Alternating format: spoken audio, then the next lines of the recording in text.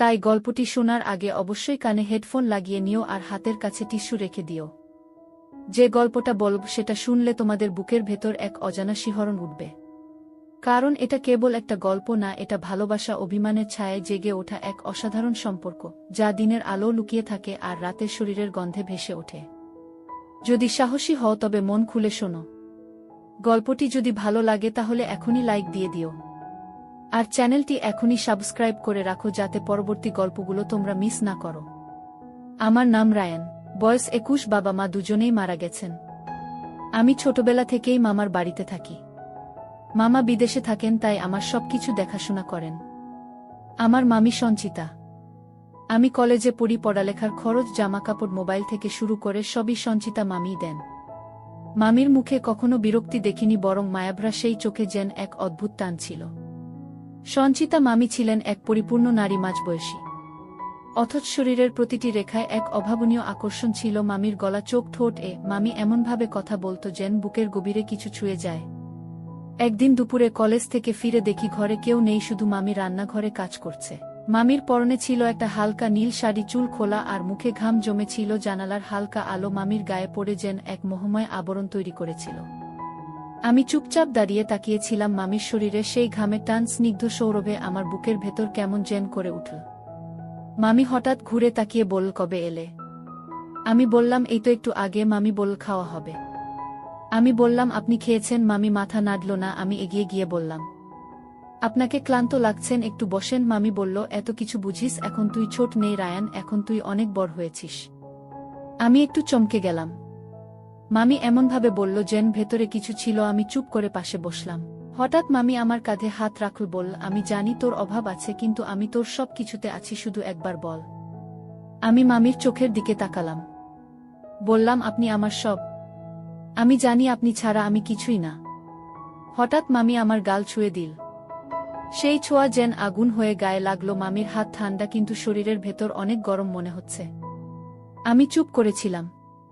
মামি বলল, ভয় পাস না, আমি তোর মামি ঠিকই, কিন্তু আমি নারী। আমারও তো একটা মন আছে, তুই কি সেটা বুঝিস না? আমি ধীরে ধীরে বললাম, আমি সব বুঝি মামি।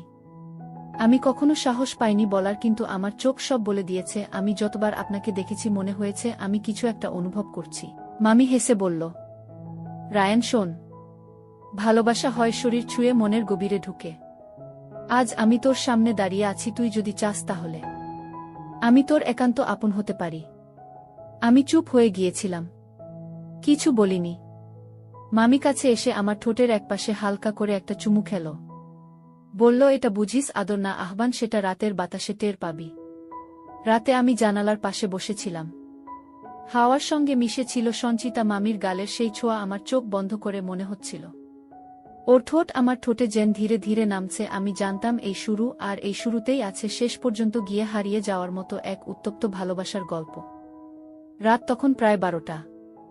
আমি ফোনটা নিয়ে বিছানায় বসে আছি। হঠাৎ স্ক্রিন জ্বলে উঠল, মেসেজ, সঞ্চিতা মামি লিখেছে, ঘুমাচ্ছ? আমি থমকে গেলাম। লিখলাম, না, আপনি বলুন। মামি কিছুক্ষণ চুপ, তারপর লিখল, আজ রাতে জানালার পাশে দাঁড়িয়ে আকাশ দেখছিলাম। হঠাৎ মনে হলো এই আকাশের নিচে কেউ একজন আমার খুব দরকার, যে আমার পাশে বসে থাকবে আর আমি তার কাঁধে মাথা রাখব।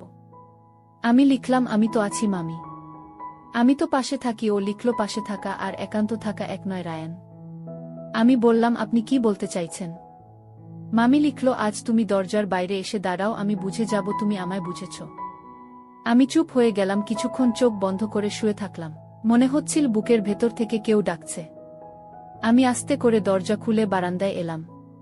সামনের ঘরের আলো জ্বলছে। আস্তে পায়ে গিয়ে দাঁড়ালাম দরজার সামনে। হঠাৎ দরজা খুলে গেল।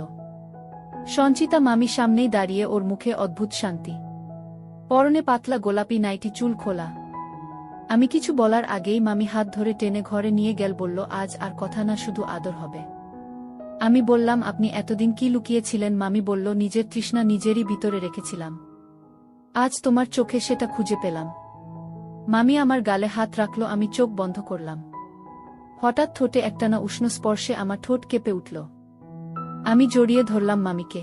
তার শরীরটা একেবারে নরম, উষ্ণ। আমি বললাম, আপনি যদি থামাতে চান তাহলে এখনই থামান। মামি বলল, না রায়ান, আজ আমি তোমার হতে চাই পুরোপুরি। সঞ্চিতা মামি আমাকে বিছানায় বসিয়ে ওর পাশে এল। ওর চোখ দুটো ছিল জলের মতো স্বচ্ছ। আমি হাত ধরলাম, ও চুপচাপ ছিল। তারপর আমার বুকের উপর মাথা রাখল, বলল, এতদিন ধরে এই মুহূর্তটার স্বপ্ন দেখেছি। আমি শুধু বললাম, আজ থেকে এটা স্বপ্ন না, বাস্তব। আমি ওর চুলে হাত রাখলাম, ধীরে ধীরে ওর কাঁধে ঠোঁট ছুঁইয়ে দিলাম, সেখান থেকে গলায়, তারপর গালের কাছে এসে মুখ থামল না। ঠোঁট ঠোঁটের সঙ্গে মিশে গেল, দীর্ঘ চুমু চলল অনেকক্ষণ, যেন নিঃশ্বাস বন্ধ হয়ে এল। ওর ঠোঁটে ছিল লিপবামের হালকা স্বাদ, গায়ে এক অদ্ভুত উষ্ণতা। আমি ওকে কাছে টেনে নিলাম, ওর বুক আমার গায়ে ধাক্কা খাচ্ছিল, নিঃশ্বাস কাঁপছিল। আমি বললাম, আপনি যদি চান থামতে পারি। ও বলল, না, আমি থামাতে চাই না। আমি ওর পিঠে হাত রাখলাম, শাড়ির উপর দিয়ে নরম ত্বকের নিচে কেমন যেন আগুন ছিল। ওর চোখ বুজেছিল। আমি ফিসফিস করে বললাম, আপনি সুন্দর। মামি হেসে বলল, আজ শুধু নাম ধরে ডাকো, সঞ্চিতা বলো। আমি বললাম, সঞ্চিতা, তুমি আজ আমার। আমরা চুপচাপ বিছানায় শুয়ে রইলাম। ও আমার বুকের উপর হাত রেখেছিল, আমি ওর পেটে হাত রাখলাম। ওর শরীরটা ধীরে ধীরে কাঁপছিল। ও বলল, তুমি জানো না কতদিন ধরে আমি এই ছোঁয়ার অপেক্ষায় ছিলাম। আমি বললাম, আমিও। সেই রাতে কোনো কথা ছিল না, শুধু শরীরের নীরবতা আর হৃদয়ের শব্দ। রাতের সেই চুপচাপ বিছানা সকালে ভাঙল সঞ্চিতা মামির দীর্ঘ নিঃশ্বাসে। আমি চোখ খুলে দেখি জানালার পাশে দাঁড়িয়ে ও তাকিয়ে আছে বাইরে। ওর গায়ে এখনো সেই রাতের আলো লেগে আছে। আমি আস্তে করে বললাম, ঘুম আসেনি। ও বলল, ঘুম আসলেও মন তো শান্ত ছিল না, রায়ান। আমি পাশে গিয়ে দাঁড়ালাম, বললাম, কি হয়েছে, তুমি কাঁদছো? ও বলল, হ্যাঁ, আমি কাঁদছি, কারণ আমি তোর মামি, আমি তোর মা হতে পারতাম। অথচ আমি এখন এক নারী যার শরীরটা তুই ছুঁয়েছিস। আমি চুপ করে দাঁড়িয়ে রইলাম, কিছু বলিনি, শুধু ওর কাঁধে হাত রাখলাম। ও বলল, ভয় পাচ্ছি রায়ান। আমি বললাম, ভয় কিসের? ও বলল, সমাজের লোকদের। তোর মামার কথা চিন্তা করেছিস? একবার যদি কিছু জানে আমাকে হত্যা করে ফেলবে। তোর কিছু হবে না, কিন্তু আমি শেষ হয়ে যাব। আমি বললাম, কিন্তু আমরা তো জোর করে কিছু করিনি, আমরা কারো ক্ষতি করিনি। ও বলল, সমাজ তা বোঝে না রায়ান, ভালোবাসা বুঝলেও রক্তের সম্পর্ক ভাঙা মানতে পারে না। আমি বললাম, তুমি চাও আমি দূরে যাই? ও চুপ করে রইল, তারপর বলল, পারবি, তুই পারবি দূরে যেতে? আমি ওর চোখে তাকিয়ে বললাম, না, পারব না, কারণ তুমি শুধু আমার মামি না, তুমি আমার হৃদয়ের স্পর্শ, তুমি আমার অনুভবের ভিতরে ঢুকে গেছ। সঞ্চিতা বলল, তাহলে একটা প্রতিজ্ঞা কর, আজ থেকে যা করবি শুধু আমাদের ভেতরে থাকবে। দিনের বেলায় আমি তোর মামি, তুই আমার ভাগ্নে, কিন্তু রাতের অন্ধকারে আমি হব তোর সঞ্চিতা, তুই হব আমার রায়ান। তুই যেভাবে চাইবি আমাকে পাবি, আমি কারো স্ত্রী নই, তখন আমি হব তোর সম্পূর্ণ। আমি ওর সামনে হাঁটু গেড়ে বসে ওর হাত ধরলাম, বললাম, প্রতিজ্ঞা করছি, আমি তোমাকে কাঁদতে দেব না কখনো। আমি তোমার শরীর আর মনকে আলাদা করব না। তুমি যেদিন বলবে থাম, আমি থেমে যাব। তুমি যেদিন বলবে নাও, আমি তোমাকে নিয়ে উড়ে যাব। ও আমার গাল ছুঁয়ে বল, রায়ান, আজ রাতে আবার আসবি তো? আমি বললাম, হ্যাঁ, আজ আর কোনো ভয় থাকবে না, শুধু ভালোবাসা। তুমি আমাকে ডাকলেই আমি আসব, কারণ এই শরীরের স্পর্শে এখন আমার জীবনের তৃষ্ণা মিশে গেছে। সেই রাতে বিছানায় শুয়ে ঘুম আসেনি, আমার কানে বারবার ঘুরে ফিরে আসছিল সঞ্চিতার কণ্ঠ, রায়ান, আজ আমি তোকে ভালোবেসে ফেলেছি। এই ভালোবাসা এখন পাপ হোক আর পুণ্য, আমার কিছু যায় আসে না। রাত তখন 11টা। আমার ফোনে একটানা মেসেজ আসছে, একটার পর একটা। সবগুলো সঞ্চিতা মামি পাঠাচ্ছে। প্রথমটায় লেখা ছিল, ঘুমাচ্ছিস? দ্বিতীয়টায় লিখেছে, দরজা খোলা রাখব। তৃতীয়টায় শুধু একটা লাইন, তোমার চুমু দরকার, আজ খুব বেশি দরকার। আমি ফোন রেখে উঠে দাঁড়ালাম, আস্তে করে ঘর থেকে বেরিয়ে গেলাম। পেছনের দরজাটা খুলে দেখি সারা বাড়ি নিস্তব্ধ, শুধু ওর ঘর থেকে হালকা আলো বের হচ্ছে। আমি ধীরে ধীরে দরজার কাছে গেলাম। ভিতরে ঢুকেই দেখি বিছানায় বসে আছে সঞ্চিতা, পরনে পাতলা কালো নাইটি, চুল খোলা, চোখে একরাশ তৃষ্ণা। আমাকে দেখেই ও উঠে এসে বলল, আজ আমাকে আর জিজ্ঞেস করবি না, আমি প্রস্তুত, আমি তোকে চাই যেমন তুই চাস। আমি কিছু না বলে ওকে জড়িয়ে ধরলাম, ঠোঁটে ঠোঁট রেখে গভীর চুমু খেলাম।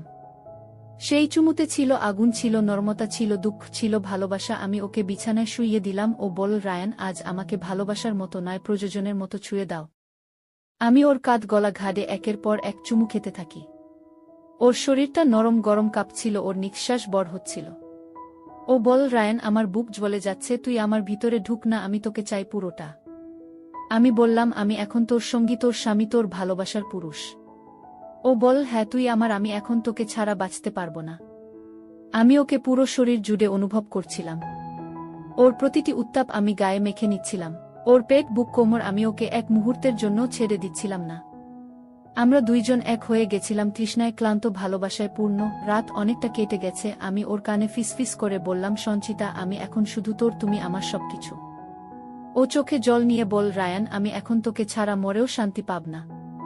আমরা দুজন চুপচাপ বিছানায় জড়িয়ে ছিলাম। জানালার বাইরে বাতাসে ছিল এক নতুন দিনের গন্ধ, আর ভেতরে ছিল শুধু শরীরের ঘাম, ভালোবাসার উত্তাপ আর নিঃশব্দ চুমুর শেষ ছায়া। সন্ধ্যা নামতেই আমি ফোনে ব্যস্ত। হঠাৎ দরজার পাশে দাঁড়িয়ে থাকা সঞ্চিতাকে দেখে চমকে উঠলাম। ওর চোখ লাল, গলা শক্ত। আমি বললাম, কি হয়েছে? ও কিছু বলল না। হঠাৎ করে বলল, সেই মেয়েটাকে, যার মেসেজ তুমি দুপুরে পেয়েছিলে। আমি বললাম, কি বলছো তুমি? ও বল, আমি দেখেছি রায়ান তোমার ফোনে একটা মেয়ে হাঁটার ছবি পাঠিয়েছে। তুমি সেই মেয়ের পেছনে কেন দৌড়াচ্ছ? আমি স্তব্ধ। আমি বললাম, আমি তো কারো সাথে কিছু করিনি, শুধু এক বন্ধুর পাঠানো ছবি। ও বল, তুই বুঝিস না, আমার শরীরে যখন তুই ছুঁয়েছিলি তখন আমার মন তোকে ছুঁয়েছিল, আর তুই সেই মনকে আজ আঘাত করলি। আমি বললাম, সঞ্চিতা, আমি কেবল তোমাকেই চেয়েছি, তুমি আমার সবকিছু। ও বল, তাহলে প্রমাণ দে। আজ তুই যদি সত্যিই আমাকে ভালোবাসিস তাহলে আর কারো দিকে তাকাবি না, তুই শুধু আমার। আমি বললাম, আমি আজকেই তোমাকে প্রমাণ দেব। রাতে ওর ঘরে গিয়ে আমি দেখলাম সঞ্চিতা কাঁদছে। আমি ধীরে ধীরে ওর পাশে গিয়ে বসে বললাম, চোখে জল দেবে না, আজ আমার বুকের ভিতর এক শূন্যতা তৈরি হচ্ছে, আমি তোমাকে কষ্ট দিতে চাই না। সঞ্চিতা বলল, তাহলে আজ আমাকে ভালোবাসার শেষ রূপ দেখাও, যেভাবে তোমার ঠোঁটে চুমু খাই, আমি ভুলে যাই আমি কে। আমি ওকে বিছানায় নিয়ে শুইয়ে দিলাম, ঠোঁট চেপে ধরলাম ওর ঠোঁটে, তারপর গলা, ঘাট, বুক, পেট। আমি ওর শরীরের প্রতিটি কোণ খুঁজে ফিরলাম, যেন আমার ছোঁয়া দিয়ে ওকে বুঝিয়ে দিতে পারি আমি ছাড়া ওর কোনো পুরুষ নেই। সঞ্চিতা চোখ বন্ধ করে আমার শরীর জড়িয়ে বলল, তুই আমার, তুই আমার, তুই আমার। পরদিন সকালেই একটা চিঠি পেলাম টেবিলের উপর। লেখা ছিল সাদা কাগজে বড় অক্ষরে শুধু একটা লাইন, আমি যাচ্ছি রায়ান, আমাকে খুঁজিস না। আমার গলা শুকিয়ে গেল। আমি ছুটে গিয়ে ঘর খালি দেখলাম, ও নেই কোথাও, ওর জামাকাপড় নেই, ঘরের ঘ্রাণটুকু শুধু পড়ে আছে। আমি ফোন করলাম, সঞ্চিতার নম্বর বন্ধ। আমি জানতাম কোনো একটা কারণে ও নিজেকে সরিয়ে নিচ্ছে, কিন্তু কেন? আমি তো কিছু করিনি, শুধু ভালোবেসেছি। সেই ভালোবাসা আজ আমায় পোড়াচ্ছে। রাতে একা বিছানায় শুয়ে ওর শরীরের ঘ্রাণ আমার কাঁধে লেগে আছে মনে হচ্ছে। চোখ বন্ধ করলেই ওর ঠোঁট আমার ঠোঁটে আসছে। আমি চিৎকার করে বললাম, ফিরে এসো সঞ্চিতা, আমি আর পারছি না। কয়েকদিন কেটে গেল।